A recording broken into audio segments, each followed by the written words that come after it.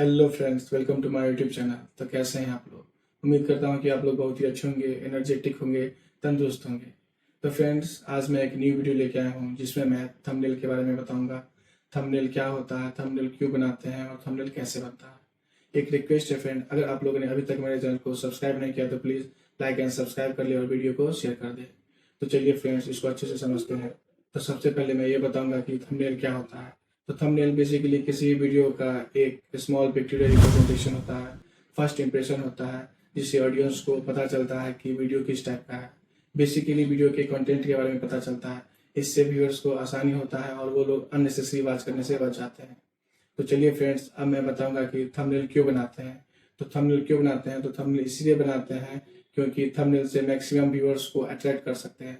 जितना अच्छा से अच्छा और अट्रैक्टिव आपका थंबनेल होगा, उतना ही व्यूअर्स आपको वॉच करेंगे, आपके वीडियो को देखेंगे और आपका चैनल का ग्रोथ होगा। तो कहते हैं ना friends, first impression is your last impression. तो फर्स्ट इंप्रेशन क्या होता है? फर्स्ट इंप्रेशन थंबनेल ही तो है। जितना अच्छा से अच्छा सुंदर आपका थंबनेल होगा, उतना ही आपका वीडियो वॉच करेंगे ऑडियंस और आपके चैनल का ग्रोथ होगा। तो चलिए फ्रेंड्स, फाइनली अब मैं बताऊंगा कि थंबनेल कैसे बनाते हैं।